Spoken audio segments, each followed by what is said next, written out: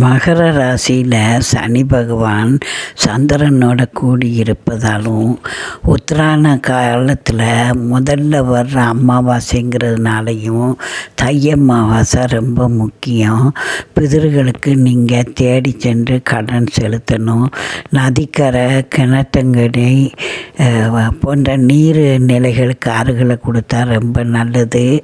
ஒன்றுமே கொடுக்க முடியாதுங்கிற நிலமையில் உள்ளவங்க கோயிலுக்கு போங்க. பசுவுக்கு அகத்திக்கீரையோ பழமோ ஒரு கைப்பிடி சாதமோ எந்த உணவுப் பொருள் இருக்கோ அதை கொடுத்தீங்கன்னா பிதர்கள் மனம் குளிர்வாங்க. அவங்களுடைய ஆசி உங்களுக்கு பரிபூரணமாக கிடைக்கும்.